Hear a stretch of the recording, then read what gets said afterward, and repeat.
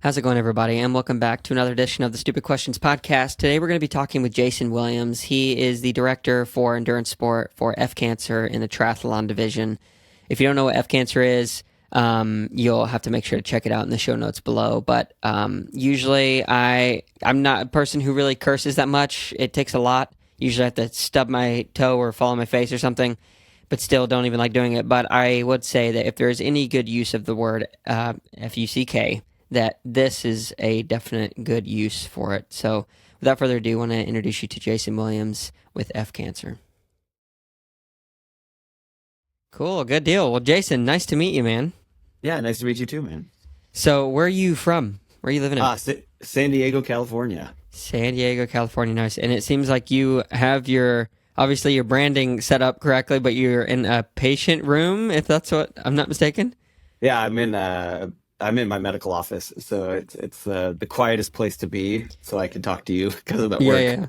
Yeah. That's really awesome. Well, thanks for taking some time out of your schedule to hop on the pod. That's really awesome of you. Yeah, I of really course. Thanks appreciate for it. having me. I'm super excited. Yeah, man. So have you been on a podcast before? Couple of them, yeah. Nice. Yeah, it's a lot of fun just to be able to tell the story of F Cancer and Yeah. what we do and why we do it and what my journey through it. So it's just a lot of fun. Yeah, for sure, man. Well, I have some really great questions about that, and I'm sure you've got a story, so we'll get you an opportunity to kind of give that full genesis. But I guess just for a little context for other people, tell me kind of what you do, just because of this awesome setting. I want to hear about your job for a second. So I'm a cardiovascular engineer for a pacemaker company. So I teach doctors how to put pacemakers in people. And then on top of that, I do surgeries with the doctors. And then once those patients have a pacemaker or an implantable defibrillator, I see them every 3 months. That's really neat. So how did you get into this? So my dad's a cardiologist, and I was in college, and I was studying winemaking, and my dad said, Oh, "Hey, wow. there's so many other things that you could do," and I was like, "Okay." So Yeah.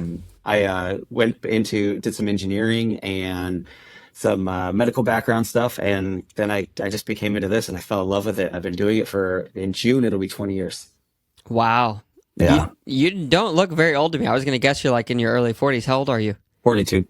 Okay. So it works. Nice. Yeah. I guess I think of when you said 20 years of working experience, I guess, yeah, it's crazy. Time flies by. I just had my 13 year since high school.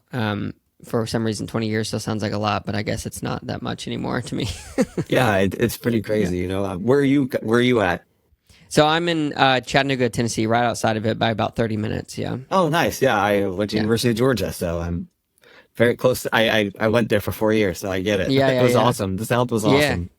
Yeah, it's pretty sweet. It's very hot when it's hot out. Yeah, we're starting to get some of that southern humidity. It's it's Yeah, next level. Yeah, yeah. but I'm gonna be maybe moving out to Bend, Oregon, actually here in the Ooh, next few beautiful months. area. Yeah, Yeah, yeah. no, My wife, but I'm super excited. dude, that's awesome. Yeah, my company's based out of Lake Oswego, Oregon. Oh, okay, cool, So nice. I'm actually in Oregon a lot. Oh, sweet. It's right Yeah, by Portland. yeah. Yeah. Well, when you come out there, we'll So have to connect. yeah. So what made you want to start the podcast? Oh, great question. So the podcast, this is probably the fourth or fifth podcast that I've started. So Oh I've wow. always enjoyed just connecting with people. The other ones totally failed, obviously, or maybe not so obviously, but to me, it's pretty obvious why they failed. But anyway, so that happened, and then my last podcast I did was with a friend, and I guess this one wasn't failure. It was kind of a journey for a year. We met once a month and kind of chronicled his journey of giving for the year. Like he gave away so much money every month, and we would kind of talk through those stories and kind of Yeah. put them into a story format. And afterwards, I had a list of names that I was like, oh, I really think they would be fun to talk to these people. And so I talked to a couple of my friends, and they really encouraged me, yeah, you should totally do it. And my friend has this studio that he allows me to rent out, and I was like, well, could you edit it for me? Because I don't want it to be something I get burnt out with. I enjoy making the thumbnails and the reels and stuff, but I hate editing. So he offered to do it, and long story short, the first couple of people I asked, Trevor Foley, I don't know if you know who he Yeah. is, Yeah. the co-founder of Oakley Sunglasses, I knew him as a friend. He came on, and that gave me kind of the jump start. And yeah, man, it's I didn't go in with like a very specific plan of what I was going to do, but it's obviously focused more on triathlon because I think that's just a big piece of my life right now. And there's so many amazing people within the community, and it's turned into like this opportunity to give a platform to people to kind of explain the why behind what they do rather than just what they do. Because there's nothing wrong with a really good training podcast of like you talk about all the ins and outs of training and grams per hour and lactate test, this and that. But I think it's really interesting to hear people's stories and bring them down to like, every pro and every business owner, they're all just people going through life the same. So, yeah. So great question. No one's asked me that yet. Yeah. So what triathlons have you done? Which one's your favorite? Oh man, good question. My favorite triathlon, I would have to say, is probably Blue Ridge 70.3. Yeah. I did it for the first time last year, and it's discontinued for a while because they're working on the Blue Ridge Parkway. But because of that, you ascend. Like I like climbing, so there's a 5-mile climb, and then you're up on the ridge on the Blue Ridge Parkway, and then you descend back down, and it's super fast. So, and that was a breakthrough race for me for the first time. So it holds a special place in my heart. But I'm doing Chattanooga in a few weeks. Oh, and good luck with that. That's where I live. Yeah, this will probably be my last one for here for a while, and I'm super pumped just because it's a home race. When you move to Oregon, are you going to do that new 70.3 out there? Maybe. Yeah, we'll see. I heard amazing things about it.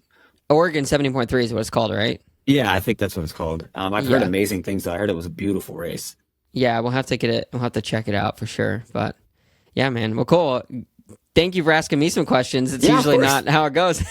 No, I was just curious. Like, it's always cool, like why people start podcasts and like their interest in triathlon and stuff. So yeah, it's great, man. I'm super blessed and fortunate to be able to do it. It's a great honor. Yeah, of course. But so my first question for you is an introspective one to kind of look deeper into yourself. You can take as long as you want to answer it. And the question is, who is Jayson? Oh gosh. Jayson is a guy that cares. Is someone that just wanted to get back into shape. So now it's 11 years ago now. I was 220 pounds roughly, give or take. So when I was in college, I was exercising, I was playing sports. And when you get out of college and you start a job like mine, you're going out to really nice restaurants. Some of you probably know what Morton's Steakhouse is because it's all over the country. I was going there 4 or 5 days a week, eating a big old steak and drinking a bottle of wine with doctors, schmoozing. And I stopped exercising because my work days were 16 to 18 hours a day. And so my boss comes up to me a couple years in and goes, "Hey, you're in cardiovascular. You can't look like this." And I was like, yeah, I understand. And so I wanted to get back into shape. I wanted to be like I was when I was in high school and college, like in good shape. And triathletes, that's what we do, right? We look good. We work hard, and that's so. She started training me. She signed me up for Hanu, the 70.3 in Kona, and I called her. I was like, "What is this?" And she's like, "Just trust me. It's a triathlon." But I'd never swam in a pool like laps. I've done swim in a pool as a kid. Never been on a road bike ever in my life. Like I did like mongoose when I was a kid, and then never ran more than I had to in soccer. So I started training 8 months in, or 6 months in, I lost almost 100 pounds. And then gained like 30, 40 back in muscle. And I did Hanu, crossed the finish line. I think I did 5:30, 5:35. And she looked at me and she goes, "What do you want to do next?" And I said, "I want to do a full. I know there's a full coming up. Tahoe is in, I think, September coming up, I think it was September." And I was like, I want to do that race. I heard it's going to be really hard. It was the first year, it's 2013. And halfway through, she was diagnosed with brain tumor. Didn't tell me, kind of kept it from me. Didn't want me to freak out about it. So we just kept training. She stopped coming to training days. She just sent me workouts. And a week before the race, I called her and I was like, "Hey, are you going to come to Tahoe with me? I'd really like you to be there. And because you've got me here." And she said, "You know what, Jayson, I'm not feeling well. Just go." And so I took my wife, who was my girlfriend at the time, and she's like, "Just go out there, have a great time." So I went to the race. and it was the longest day of my life. It snowed the day before. Oh my goodness. It was, I think, a 16 and a half hour day for me. I used every second of that race to cross the finish line, and I was dead tired. And my wife came up to me. She's like, "Hey, I'm so proud of you. I can't believe you did it." And she handed me the phone. She says, "You got to take this phone call." And it was my boss's spouse. And they were like, "She's so proud of you. She watched you cross the finish line." I was like, "Awesome. Could I talk to her?" And they go, "She passed away 5 minutes ago." Oh my goodness. And I just dropped to the ground and didn't know what to do. And I was crying, and like the whole medical staff came up. I was like, "Are you okay?" I was like, "I'm fine." It's bad news stuff, not me. I'm fine. And so I came home, and I lived in Orange County at the time, and I saw a sticker just on a stop sign that said "Fuck Cancer," that had this logo on it. I was like, "What is this? How do I?" I wanted to find out what it was. So I went to www.fuckcancer.org, like the back there, and learned all about it. Started emailing like crazy. Like, how do I get involved? I want to do something. My friend just passed away, and I would just raise money for them by myself. And then in 2017, they finally emailed me back. Like, so 4 years it took to email me back, because, they get thousands of emails. They said, "Hey, we got your email. Like, we're curious on what this is." And I said, "I'm in a sport that is so individually selfish. Think about the wives and husbands of triathletes and the kids. We're out there for a 2-hour run or a 5-hour bike ride or whatever. And we're just, it's so selfish that I wanted to do something bigger than myself and bring the family of the sport together to do something better than us." And so I gave them the idea, and I thought I was going to have 15, 20 people on the team. And so I started this team, and I called Sean Waddy Watkins and Heather Jackson. Yeah. And I was like, "Hey, I have this idea. I know you make kits. Can you make a kit for me?" This means like 15, 20 people. Well, Sean English, the race announcer, had just been diagnosed with terminal cancer at the time. And that was Sean's and Heather's best friend. And so they're like, "Hey, we've been trying to find something like this. I have a present for you." So that night, they put Heather in a Fuck Cancer kit. Like, they had made one within 24 hours and posted, "Please join the Fuck Cancer Endurance Club Tri Team. We support them, blah, blah, blah." I had 1,200 athletes sign up. Wow. I thought I was going to have 20. So Jayson is someone that's grateful, passionate, giving, loving. I just want to leave this world better than I found it. And I have everyone around me to thank. I have my wife and daughter. I have all my friends. I have everyone in the triathlon community that supported my team. I have all our sponsors that have come to me and said, "Hey, we want to be part of this. We've seen you in your kit." People like you, I'm appreciative, that helps me get the word out about the foundation. Yeah, so that's who Jayson is. Yeah. Wow, man. So there's a lot of different angles I could go down. First of all, thank you for being so vulnerable to tell that story, because even as you're saying it, as you were leading up to it, I was like, what's going to happen? Because I could kind of sense the emotion and obviously what you've experienced. And how many years ago was that now? 2013, so 11. Yeah. But the team started in 2017. Yeah.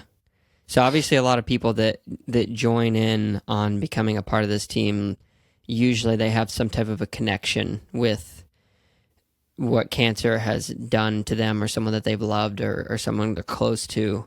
So Or themselves. Yeah.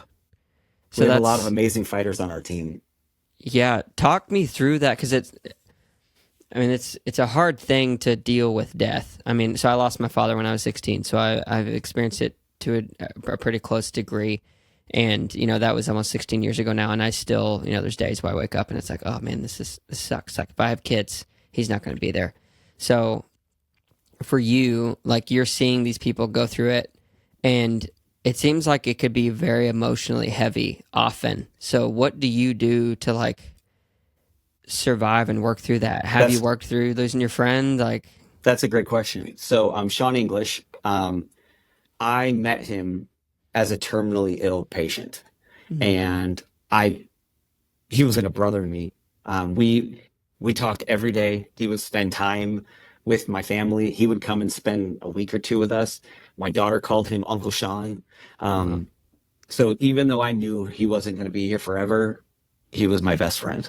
Mm.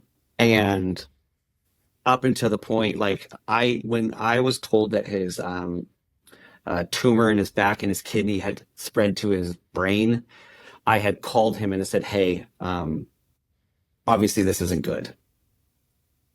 We're not we're not going to think that this isn't happening anymore. We're not going to pretend that this isn't happening." So I flew up to his house and I did a 2.5 hour interview with him, asking about his life, what's like things that he wants to make sure are out there about him, and leave his legacy, leave his story. And he willed me his little like cartoon character that he created. And so I put it on everything F Cancer. I put it on our kit. I put it on, I literally put it on everything. It's on our hats. Because I want to carry on his message. Is Mm. his thing was one random act of kindness every single day, whether it's just texting someone saying, "Hey, I'm thinking about you." And then I got really close with another guy named Dean Sowards. Great guy. He had done a lot of half Ironmans, but always kind of struggled to cross the finish line. And so I did Super Frog with him in, I think, 2018, 18 or 19. And I guided him pretty much. Like we swam together, Mm. we biked together, and we ran together. And when I did that race with him, it was an amazing feeling. I had a new appreciation for the athletes that are out there for 8.5 hours, for a half. Like I'm like, wow, because I mean, my full at that time was 10:30, so I'm like 2 more hours and I would have done a full at this time, which is just crazy to think about. And we lost Dean 2 years ago. I just did a post on Facebook about it. It's the video of him and I crossing the finish line with the flag, Mm. and I miss that guy every day. And then there's the people that I have friends that like Brett Wilhite and Kathy Martinson, who they're breast cancer survivors and they're amazing women, the strongest women. And when we have athletes join the team, I that have breast cancer and they're always struggling, trying to find that time to train, I always say, call these two women. They know everything. They Mm. know what you can do, what you should do, all that stuff. So I definitely lean on some of our fighters to help other fighters through the problem. And a lot of people join our team because they don't have a safe place to go. Um, there are times where I find out someone has cancer before they even tell their family, Wow. because they just need someone to talk to before it gets too emotional, I guess, is what they tell me. Wow. So do you regularly talk to someone to work through these emotional, like heavy situations? Yeah, my wife. I feel bad for Yeah. her. Yeah. She Yeah. she is definitely she's my anchor. She's the Sure. one that keeps me sane during all this. Like, but at the end of the day, like I, we're all gonna die, right? Yeah. Like it's inevitable. You're born, we die. Yeah. Um, it just it sucks that I have to lose these people. Mm. But I'm glad that I was able to put a smile on their face, even if it was for a second. Yeah. That's what we do at F Cancer. We're all about like our Dying to Live Dreams program, where like with Dean, I did the race with him. That was I guided him through it, unofficially guided him. Yeah. And then we take an athlete and their family to Kona every year, Mm. for a full VIP experience. It's Wow. awesome. We pay for the house, the flights, food. We set up parties. They get the Ironman VIP passes, so they can go Mm. be there at midnight and watch the best stuff ever. And it's an experience they'll never forget. So Yeah. we've done that with I think 4 athletes now. Because COVID obviously kind of messed Yeah. some things up for a couple of years, Sure. but yeah, it's an amazing experience, and I'm just so glad to be part of it. Yeah. So do you manage I mean, obviously not the entire organization of F Cancer, but everything that has to do with triathlon. Are you like kind of the pinnacle of? Yeah. So I'm the director of endurance sports, is what they call me. Yeah. I, like I said, I came up with the team, but thank God I have a guy named Pete. So his name's Pete Parker. So we call him Spidey. Nice. He does a lot of the emails for me now. He does a lot of like the fundraising stuff. He helps out. And then Brian McEnany, amazing athlete, but he helps out a lot with like the social media stuff too. And then I'm kind of now like I'm the face guy, and like I'm the one that does the videos and stuff, but Yeah. I'm trying to do a little bit less, and so I can, do more, I guess. Yeah, for sure. Do you have a favorite memory of any of these like just amazing experiences you've had where you've seen these people, and maybe it's come across the finish line or make it to a race start, or is there any like stories that just really stand out in your mind? Yeah, couple actually. So, gosh, trying to think of my favorite though. You can say a few if you want. um, so I would definitely say the Dean one. Doing Super Frog with him, that was amazing. Um, the gosh, so here's a good one. Bren Wilhite was diagnosed with breast cancer, had her double mastectomy, reconstruction, and did a half Ironman or an Ironman within a month of that. Wow. Which is incredible. One of the best athletes on our team is actually Kathy Martinson. She is amazing. She does a lot of halves and a lot of fulls, and she just crushes every race she does. And she doesn't let cancer define her. She just gives a big middle finger to it every time she crosses the finish line. We have so many athletes on our team right now. We have a girl. I don't know if I'm allowed to say her name, so I'm just going to leave it at that. But she is recovering from all the chemo and everything she's doing, and she's going to try to do a half Ironman in the next like 24 months, and that's her goal. But she like lost a lot of weight, and she's just going to try to get back into it. And I'm just so proud of her. She texts me and emails me all the time, and I walk her through it. I send her contacts of our sponsors so they can send her nutrition and stuff like that. Those are some pretty amazing stories. Just to hear, like, we have athletes that call me like, Jayson, I crossed the finish line. I'm like, dude, I'm so happy for you. That's so cool. So it's definitely rewarding that I've given someone like a safe place to go and help them realize that cancer is not who they are. It's just something they have. Wow. Who is giving back to Jayson? I mean, F Cancer has done so much for me. Like I get to go to Kona. Like I would have never been able to do. So the foundation like pays for that stuff? Yeah, they pay for everything. That's awesome. And so I act as like the host for the fighter, and their family. So because I know the world, the triathlon world. Yeah. So I get to go every year, and that's something I would have never been able to do. I mean, people don't understand. Like people are like, oh, you qualified for Kona, and then they're like, oh, I had to pull out, and people rag on them on social media for no reason. I mean, going to Kona costs like $15,000. Like, who has that? Buying a car, yeah. Yeah, like renting a house, renting a car, getting flights, and food there is so expensive. Then you have to buy the swag because you're there. Your race entry, isn't the race entry like $2,500? Yeah, it's insane. It's these people, and so when we can do something and give back, that's what I love. Yeah. I don't go out there for me. I go out there for everyone, and just to tell the community that we're here for you. Like, cause we interview, like cancer fighters just come up to our booth and we just interview them. And it's pretty cool. It's a pretty cool experience every year, and people buy our swag, and it's 100% donation. I don't make any money. I do like 500 to 1,000 hours a year for F Cancer because I love them, because of what they do for the community. Yeah. Wow, man. That's really inspiring. So what are you most excited about here in 2024? Oh, I got my Kona slot for our Okay. legacy. So super Congrats. excited about that. Thank Yeah. you. So I'll be doing that.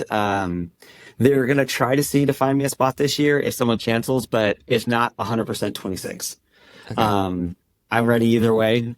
Because I started training. I Yeah. normally, a lot of my athletes know me because of my job and F Cancer and everything. I don't train a lot. My coach used to call me couch to course, Jason. Uh, and so, yeah, I'm actually training. So I want to be in really good shape. So I have that. I have a rock and roll marathon in a couple weeks here in San Diego. Okay. Yeah. I'm doing Arizona because I love that race. I mean, you can't not. And a race that I recommend to everyone. It's the end of the year. It's a little cold, but Ironman La Quinta 70.3 in Palm Springs Okay. is a race you'll never forget. Hmm. One, because the water's freezing, but two, part of the bike course, you get to go on like a private racetrack. It's like a residential racetrack where people take their Ferraris and BMWs and stuff. Oh, wow. But it's awesome, and it's like there's this huge embankment. It's dope, and Yeah. then you run on the golf course, so it's a super flat course, and it's fast, and it's a good way to end your Yeah. season because it's like the first weekend of December. Wow. So those are my races so far. Maybe Kona, I don't know, but we'll find Yeah. out. And then just to get back into fundraising because I knew, sorry, excuse me, for a lot of people giving money was hard, right? I mean, during COVID, Yeah. now, with our economy right now. So to get back into fundraising and be able to do our experiences that we want to go back to doing, that's what I'm really looking forward to. Yeah. Good deal, man. Lots to look forward to on the horizon. Yeah. So you've got a pretty like noble character, I would say, just from judging on my 26 minutes talking with you. Obviously, like giving to Thanks. people, so I think that's really awesome. But a lot of these traits, it sounds like, or I would assume or guess to say that they existed probably before these F Cancer days. So, what were you like as a kid, and like, what was your growing up and home life like with your parents and siblings and things like that? So growing up with a dad that was a doctor, never really home, he worked so hard and I respected my dad. As a teenager, I didn't. I was a total jerk. Most Um, of us were. yeah, but I'm the oldest of four boys. My mom called me Mr. Mom. I learned how to change a diaper when I was 3, Hmm. and I think I'm the oldest 20 grandchildren on both sides. Wow. So yeah, so I've always been kind of like a dad figure and not really a brother. I wish I would have been able to be more of a brother, but I just wasn't able to because my mom worked too.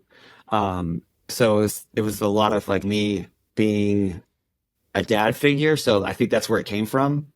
And Hmm. then growing up, I was kind of like in sports. I was like the team mom, kind of. Like Yeah. I was the one that would bring snacks and all that stuff Yeah. because I didn't want my teammates to not have their stuff. So I think it started young, obviously. Yeah. Um, and then when I got into college and adulthood, I wanted to I wanted to be in a profession where I was helping people, and I mean I get to save lives every day. It's pretty cool. Yeah. I love my job, and I think maybe because I've dealt with death at my job so much Hmm. that the death in my foundation, it's a little easier for me. It's still hard, don't get me wrong, Yeah, I would imagine. but it makes it a little easier because I've been dealing with death since I was 22 years old Yeah. on a higher scale, Yeah. obviously. Yeah, for sure.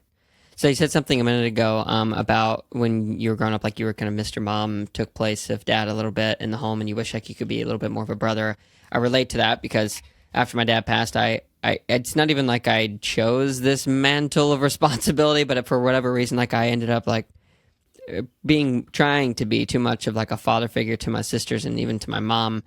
Whenever that just like it didn't work, and then it took me a long time, even getting into college, until I realized like, okay, how do I? Even recently, like with my youngest sister, she's 19, has been making some decisions that I have been not super pumped with, figuring out how to like plug into that brother space rather than the authority figure, I'm disappointed in you type of a thing. And it's taken like a while for me to get back to that. So I'm just curious, did you have a similar experience or thoughts, like as you've gotten older and you're dealing with your 4 younger brothers? Like, have you figured that out? Yeah, so my brother's, I think I'm 7 years older, so he's 34 now, 35.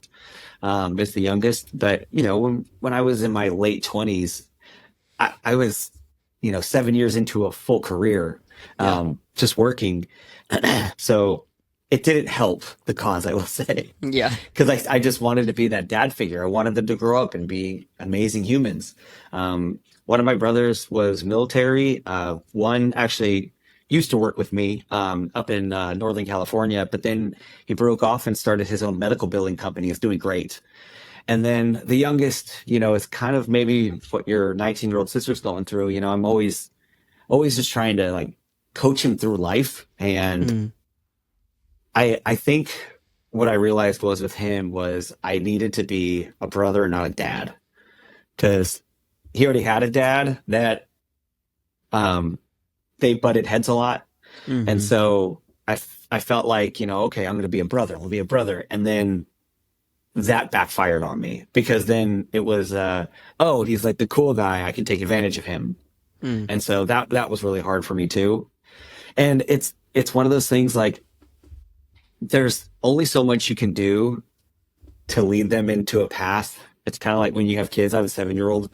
Okay. You can only do so much for them up until a point. And I mean, if she's 19, she's not an adult yet. I don't think you're an adult till you're 22, honestly, Yeah. because Especially men. Yeah, well, duh. Maybe 30 Maybe even for 27. Yeah. But it's just keep working with her and tell her you love her and be there for her. Because that's what I kept telling my brother. Like, I'm here for you. I love you. Like, if you need me, that's what I'm here for. Yeah. Great advice, man. So, you said something also earlier, like that in high school, or I guess more recently, like when you started getting to the triathlon stuff, you thought about your time back in high school and you wanted to get back to that. Was that because you had like a level of athleticism and you were involved in sports in that time? Obviously, it was more of like physically fit, but tell me a little bit about your high school experience and what you were trying to get back to. I was trying to get back to happy is a really good way to put that. Because like in high school, you don't really have worries, right? You have all your bills are paid and Homework's your worry and the girl yeah. next door. Yeah. Yeah, exactly. But I missed like the teammate community, like I missed exercising. I missed that endorphins that you would get because, I hadn't been on a run or a walk or anything in years. And I got big and I just wasn't happy with what I looked like. And I wanted to be happy. I wasn't happy. Like I wasn't dating because who would have dated me? Like, cause I was sulking. I was busy. I didn't look happy. I didn't look good. So I needed to be happy again is the best way I can put that. Yeah. And so I found it. And I found it in the triathlon community. And when I lost the weight, I got confidence back. And I was able to meet the most amazing woman in the world. And if I was the Jayson before triathlon, there's no way I would have gotten my wife. Like, it would have been like a minivan chasing a Ferrari.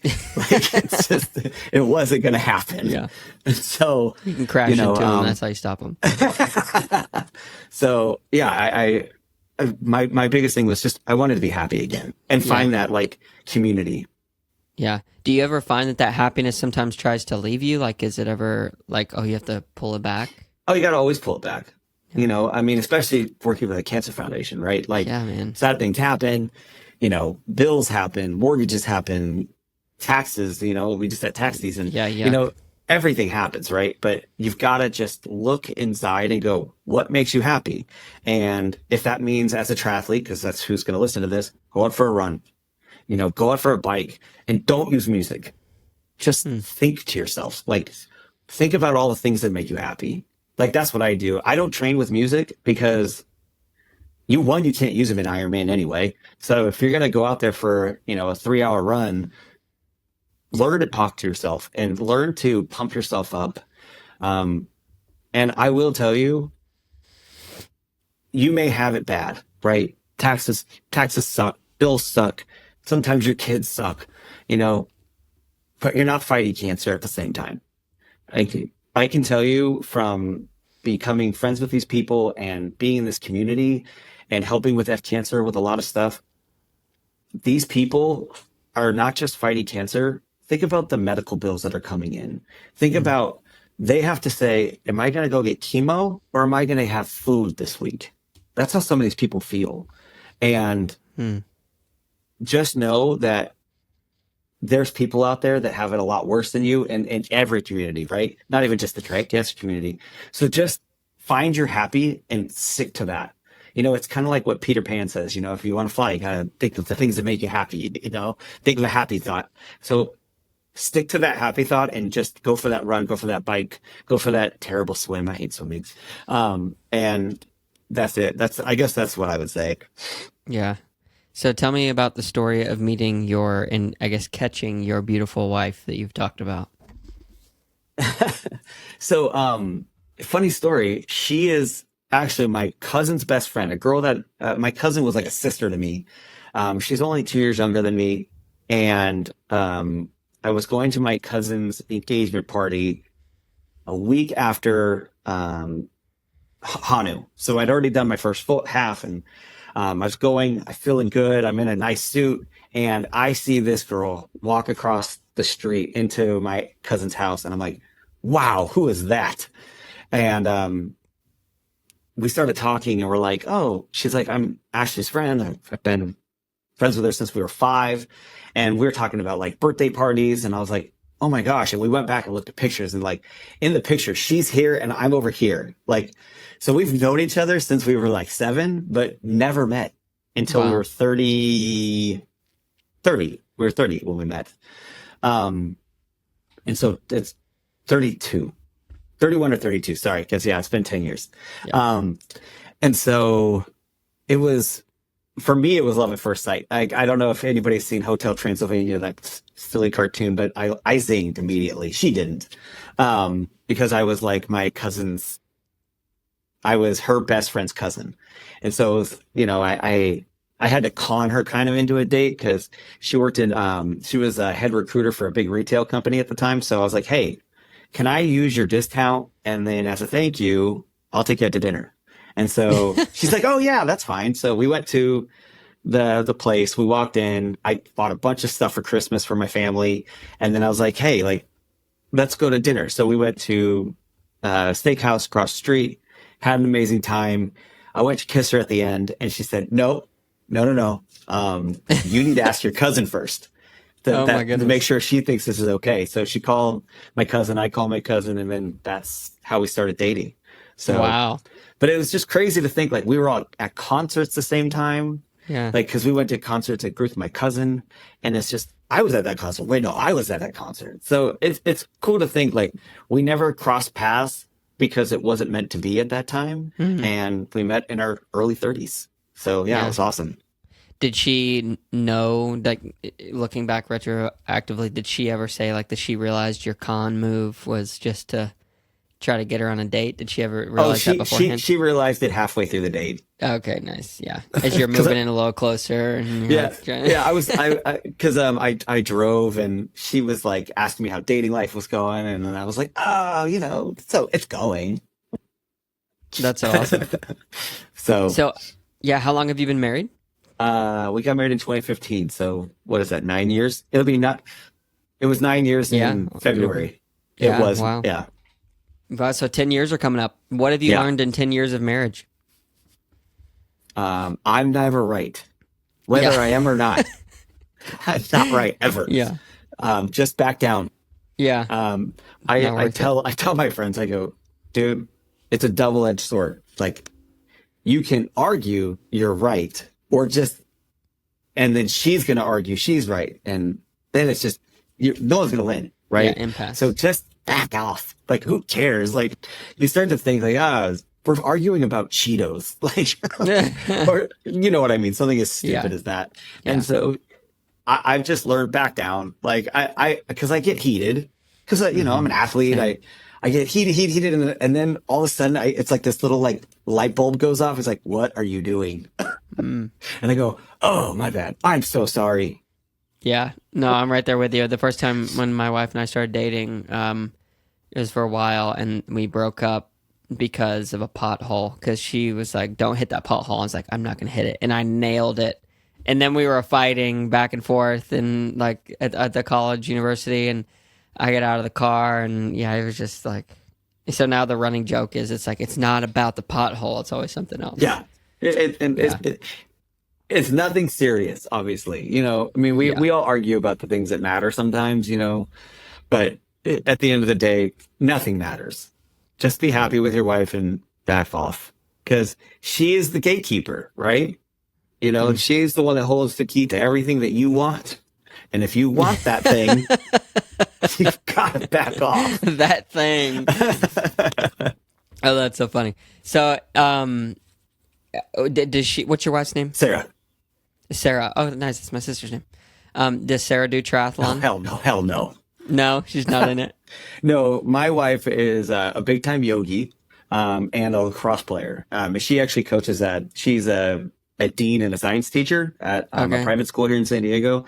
And she's Okay. also one of the head coaches of the lacrosse program. Oh, So wow. she does yoga, coaches lacrosse, got our daughter into lacrosse. So that's what she does. She comes to my races when they're in town. So she'll go to Oceanside because I do Oceanside every year because backyard. Yeah. She'll go to La Quinta with me because her family lives in Palm Springs. So we'll do that. But Arizona and like California, my other two races that I usually do every year, she doesn't come to those. I fly in. It's one of those things like I fly in Friday, sign in, do the race Sunday. I wake up at 4 o'clock in the morning, Monday morning, Wow. get on the 6 a.m. flight, land in San Diego by 7:30, and go to work. Oh my goodness, dude. How do you recover? Cryotherapy. I Actually, swear by it. Cryotherapy is amazing. like, is this you're getting into like an actual cryo pod? Yeah, Or are like you the one getting like that's cold that water? that head high one. So Yeah. and it's what negative 250 degrees and for 3 minutes, but it's amazing feeling. I don't like cold plunges. I don't like wet cold. Wet cold is like it's a terrible feeling. Yeah. Dry cold, it gets all the way through. It helps with everything. Like I said, I could do surgeries all day after doing an Ironman the day before. Yeah. Negative 250 degrees Fahrenheit Yeah, for I 3 think it's minutes. 150 Celsius. Yeah, That is wild. How do they get it that cold? Liquid not nitrogen? Like liquid nitrogen. it is. It just pours in. Yeah, then it turns to a gas, and it's awesome. Do you have to wear anything around your toes and Yeah, fingers? you wear socks and rubber shoes, and then gloves, and Okay. then with the gloves you cover your stuff. Yeah. Yeah, your stuff. I feel like, yeah, if you didn't, like, you might walk out and hit a corner of a desk or something and everything Shatter. just falls off. Yeah, like, good grief, man. That's awesome. That is not talked about as much. Like, cold plunges are all big and, huge right now, like the hydrotherapy stuff, but cryo, maybe we should get back into that.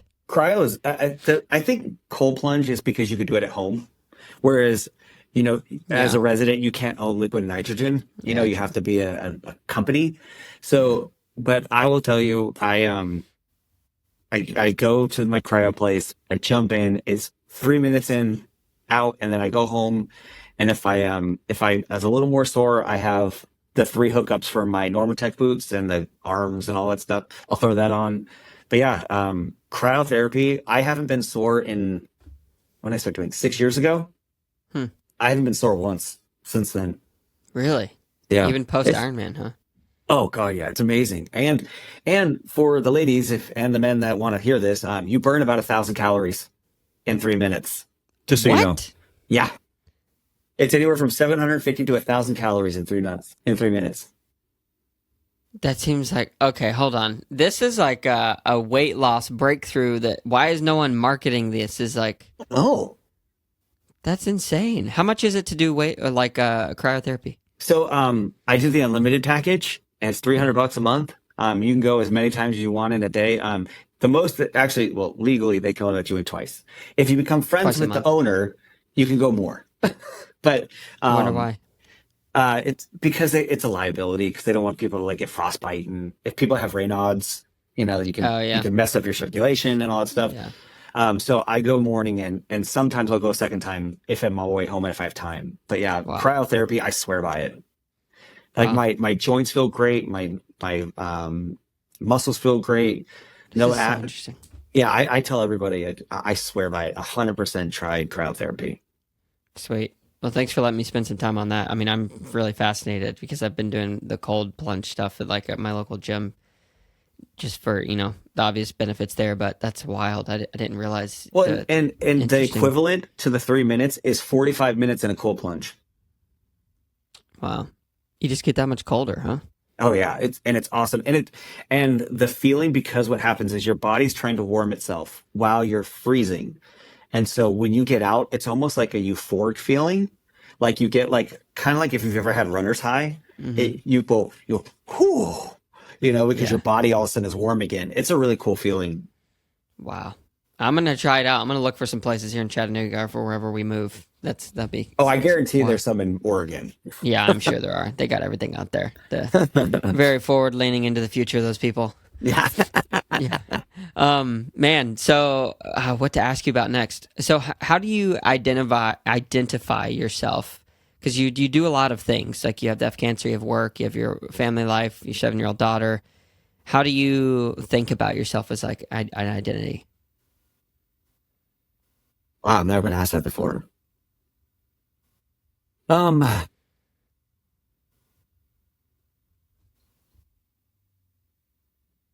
my identity is my family, like my wife and kid. Like I'm nothing without them. Um, like they make everything better.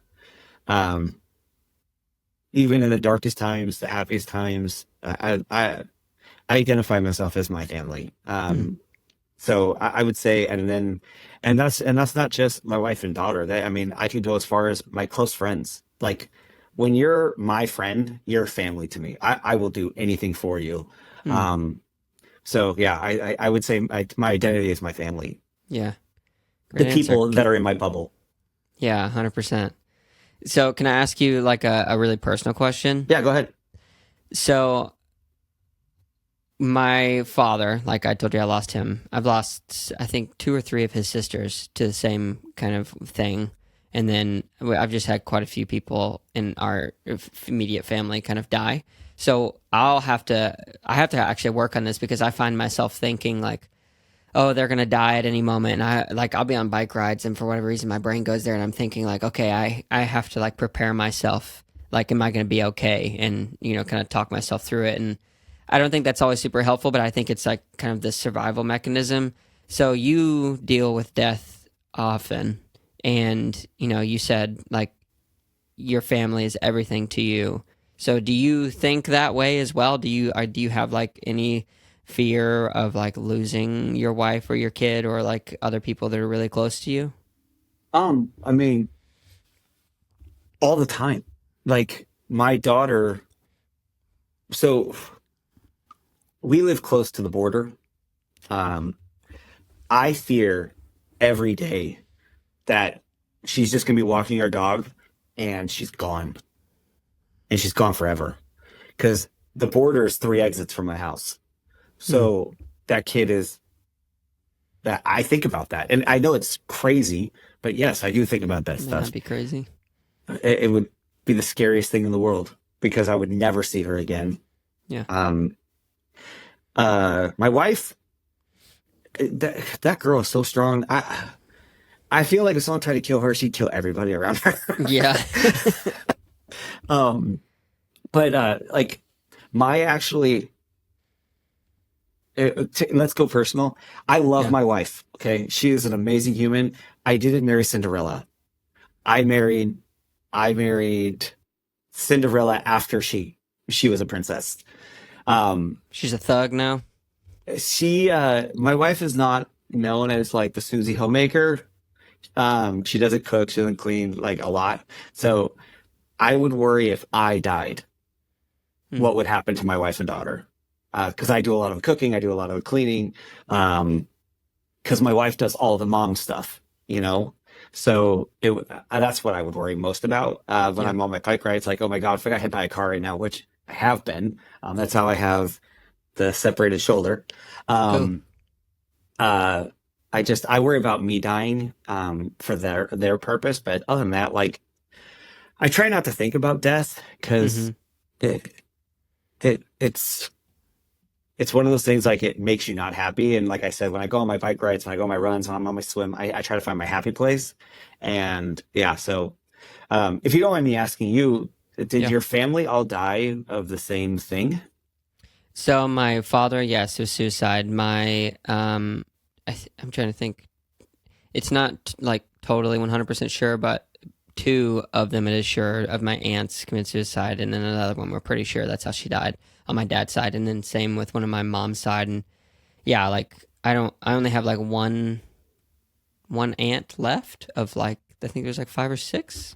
I'd have to go through and like count them all because there's kind of broken family and different stuff like that. But yeah, that has been a prevailing thing within my family, and luckily I don't struggle with depression in that way. So it's different. But my wife just has struggled with depression in the past. In the past year and a half, she's been doing really good. So there's just that level. And like, yeah, my sister, she had an instance where she, in the past 2 years had one of those moments where she had to, go to the hospital. So I think that's where it comes from for Is me. that the 19-year-old?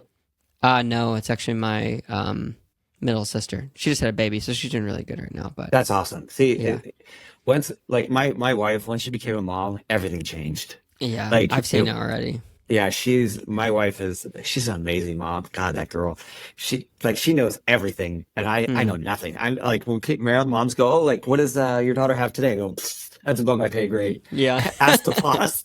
yeah, But yeah, yeah.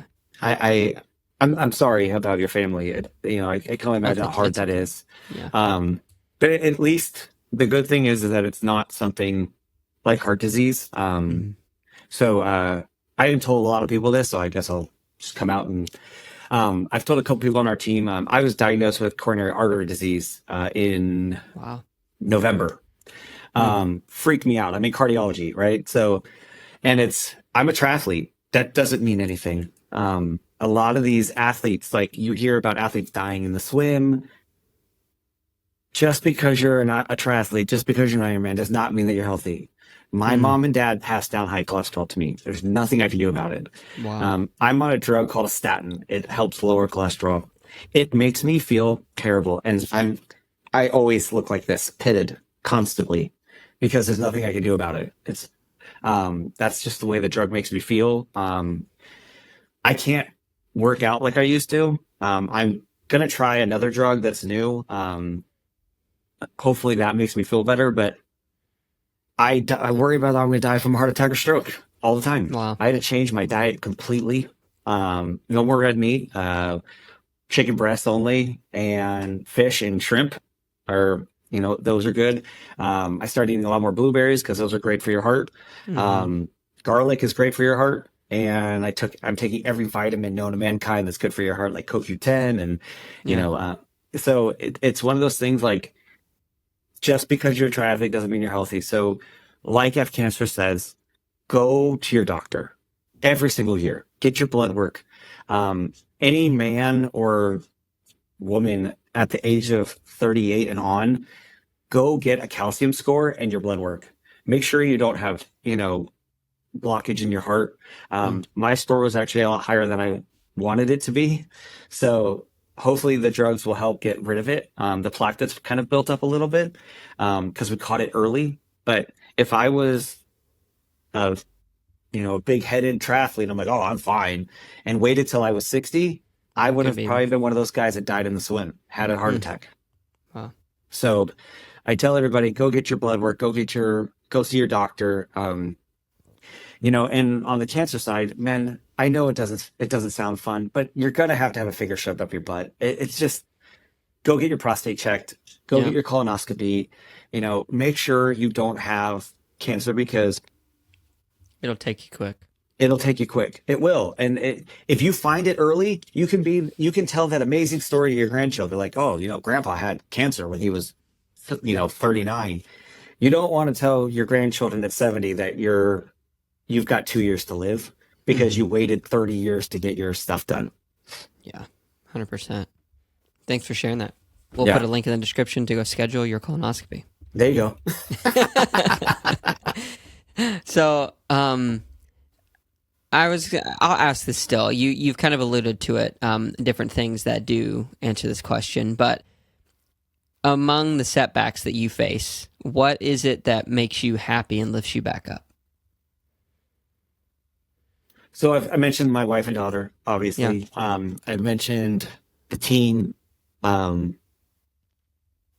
will say the biggest, and it never gets old. It never gets old. I've done 20 fulls and 30 something halves and then a bunch of marathon stuff. Crossing that finish line, I don't care what race it is that it's so euphoric. It really is. It's such a great feeling. And when I talk to people like, oh yeah, I've done an Ironman. Yeah, I've done them. And they go, oh, I've just done a 5K. I always say, stop right there. Never say just. Less than 1% of the world has ran a 5K before. Think about that. Not a lot of people run marathons. Yeah, we live in Southern California. A lot of people run marathons, but not everywhere in the world. So if you want to do it and be proud of it. Don't say just. Never say just this, just that. Always say, I've ran a marathon. I've ran a 5K. I've done an Ironman. Don't say just. Yeah. Or just one. Yeah. It doesn't matter if you've done just one Ironman. Yeah, that's legit. That's just legit. 1 year of your life. Well, and some people, it's 2 or 3 years of training just to get to the one race. Do it. Yeah, it's wild. So, yeah. So I will say, outside of everything we've already talked about, the finish line. That is, you see it. You see that carpet coming up, the last 100 yards. Yeah. And you're like, oh, there's the red and black carpet. Just start sprinting. Yeah. Yeah, it's amazing how that happens. Actually, there's one thing I do want to share about that carpet. Please do. Newbies. There's an etiquette. Please, please, please don't cross the finish line 3 at a time. If you see someone crossing the finish line, back off 10 feet. Let the announcer call the name. Let the person go across. Then you go across. Your timing chip stopped 50 yards back. When you got on the carpet is when your timing chip stopped. Okay. I did not know this. You don't need to sprint and be a jerk and the person doesn't get their name called because 4 people cross the finish line at the same time. I was told this by a couple people because I was that guy. I was like, I just want to cross the finish line. I just need to be done. And I know you're tired, but maybe just 5 feet back off and just get in a single file line because there's not a lot of you at the same time. I promise you. There's never 40 people crossing the finish line at the same time. It doesn't happen. So just back off 5 feet, let the person's name get called, let them get their shot of them with their arms up in their medal, and then cross the finish line. You know what I mean? Yeah. Because I've had so many photos where I've gotten the best time of my life, and there's some dude or a girl right next to me, and I'm like, oh man, sorry about that. I wanted one picture of me crossing the finish line by myself. Yeah. No, I hear you. I'll keep that to heart because I think I've done that rushing up on some people before. For sure. So a few more questions for you. Yeah. What is a truth that you have that is true to you that no one else could change?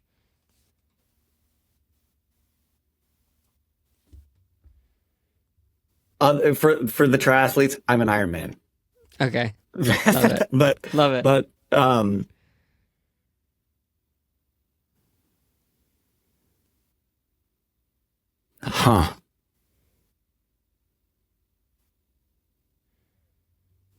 there's a saying in a James Bond movie that I've lived by since I saw it, and it's life's not worth living if you can't feel alive. And It's a Pierce Brosnan one. I can't remember which one it was. But it's a great saying, and you can't take that away from me. Like I'm the guy that I'm going to smile. I'm going to be happy, and it doesn't matter what you say or do. You can't break me. Um, I have people coming up to me, and you know, people that religious people or people that are against the fuck cancer stuff. Um, I don't care.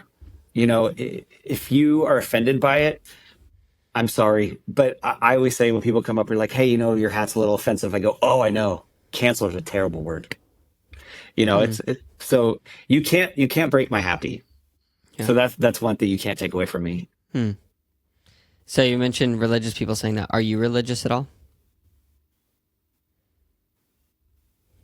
No. Not at all? Am I a firm believer in Gaia, Mother Nature? 100%. Do I know for a fact that there's nothing? No. I don't know that. I don't know what's out there. I don't know what created us. But I'm not a organized religion person. No. Yeah. Thanks for answering. Yeah.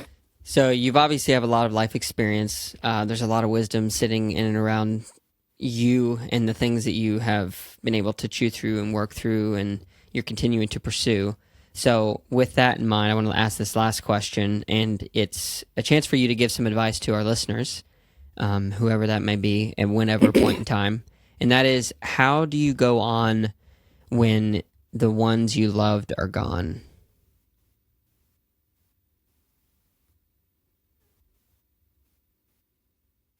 So with Sean, remembering him, picking a song. We're all runners. We're all triathletes. Some of us run with music. Some of us just listen to music in the car. Pick a song that reminds you of that person. So when you're on that run, when you're on that bike ride, when you're in the car by yourself, it comes on and you go, hey, buddy, or hey, sis, or hey, mom, I love you. If you're a tattoo person, there's a company, I think it's called Shockwave or something, where you get a tattoo of a song. But it's like the wave music, what I'm talking about? Yeah. And then when you scan it, it plays the song on your phone. It's really that's cool. But I always say just attach that loved one to something so you can always remember them. Like with Sean, I put his logo on everything, so I'll never forget him. But one of his favorite bands was Five Finger Death Punch, and they did "Gone Away" by Offspring. They redid it, and every time that song comes on, I go, "Hey, buddy, I know you're thinking of me. I got you." So that's what I would always say, is just find something to connect you with that person, so you don't forget them, one, and two, you can remember the happy stuff. Yeah, 100%.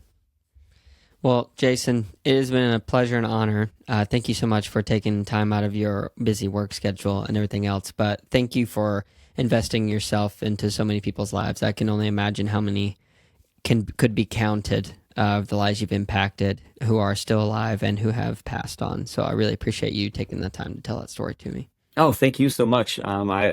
I appreciate you giving me the time, and thank you for everything. I appreciate more than you know. Yeah, good deal, man. Thank you so much to Jayson for coming on the podcast and sharing so much of his story and everything he's doing with F Cancer. Obviously, he has dealt with a lot and seen some very beautiful moments, but also some very sad moments when the battle just takes people. Death is a serious thing, and it's an inevitable thing on this earth, even though I do believe that there is something to come after. But yeah, just really want to lift up my gratitude toward Jayson and the foundation and everything that they're doing to impact so many people's lives. And when I asked that last piece of advice question to Jayson, just wanted to say it kind of one more time, that if you do lose someone and you feel like you can't go on, you can remember them, and it's okay. And it's good to remember the good memories. So maybe find a song, maybe it's a tattoo for you, maybe it's something you keep in your wallet, whatever it is, it's okay to remember them and to remember the good memories. If you made it to this point in the podcast, just want to say thank you so much. If you are watching on YouTube or on Spotify or any of these platforms where you can listen and watch or both, it would really mean a lot to me if you could like, comment, subscribe, leave a review, interact with us on Spotify, whatever it is that really does help to continue to push this podcast to the growth to reach more people. It has been amazing getting to meet some of you guys at different races and saying that you're listeners, and that really just means the world to me. So thank you. And if you want to stay even further connected, you can sign up for the website newsletter at stupidquestions.show. Scroll to the very top, and there's a link to that. Again, thank you so much, and I leave you with one final remembrance that if you ever lose somebody, you can remember them through a song, and it's good to remember them in their good memories. See you later.